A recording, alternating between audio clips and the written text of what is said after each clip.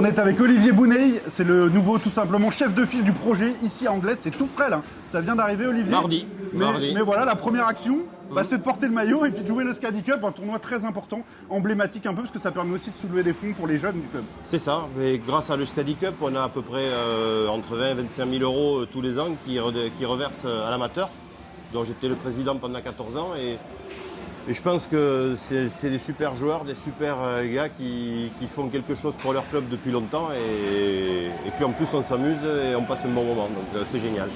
Je vois vraiment une cohérence à votre arrivée, puisque déjà il y a un ancrage local très important, culturel et puis local.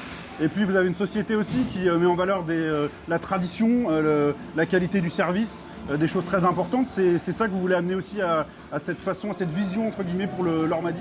Oui, alors j'ai commencé à l'Ormadi moi en 77 et je ne pouvais pas laisser mourir mon club de cœur.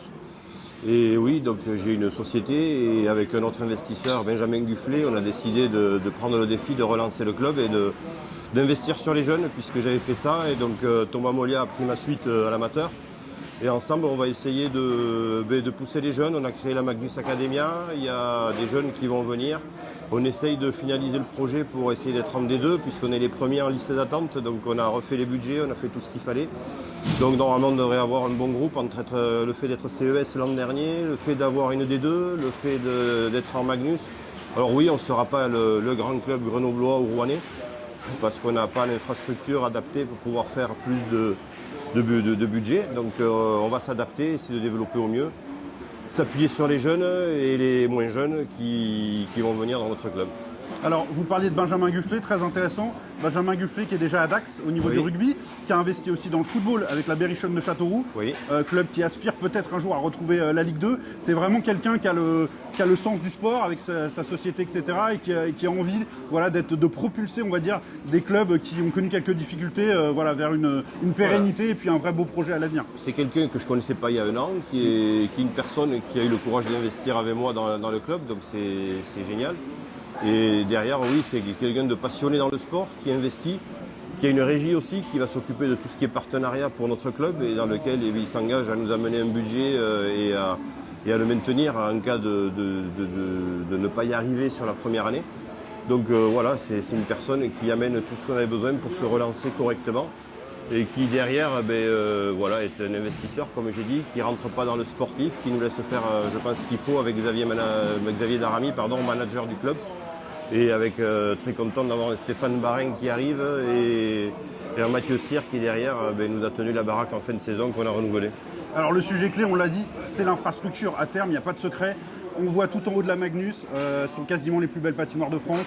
On voit Marseille qui pousse beaucoup, Cergy est régulièrement en demi-finale maintenant. Angers a complètement changé de dimension depuis la nouvelle patinoire. Comment est-ce qu'on amène aujourd'hui à Anglet un projet cohérent dans le respect évidemment des normes environnementales actuelles, parce que maintenant c'est possible de faire une patinoire passive ou peut-être même positive à l'avenir. Comment est-ce qu'on travaille ce projet-là pour changer le projet de dimension? Est-ce que déjà c'est un objectif à moyen terme pour vous? Alors comme je l'ai dit déjà, c'est mon objectif. On est une région de rugby. On a 2 clubs phares, on est le 3e club, on a un outil qui aujourd'hui entre le CES, la D2 qui devrait arriver cette année ou l'année prochaine j'espère, la Magnus, on est à l'étroit.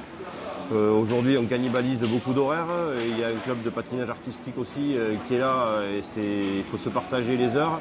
Je pense qu'on est dans une région qui a évolué et qu'on a les moyens financiers de se payer un nouveau complexe sportif patinoire plus piscine, patinoire de piste et 4 000, 5 000 places.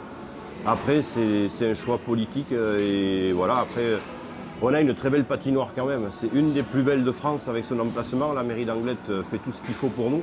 Mais c'est vrai qu'en taille, pour pouvoir se développer, c'est une patinoire faite pour de la D1 et pas de la Magnus.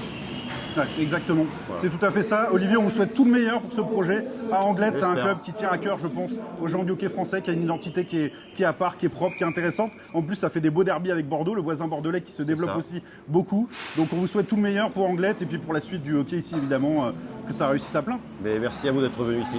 Merci Olivier. Allez.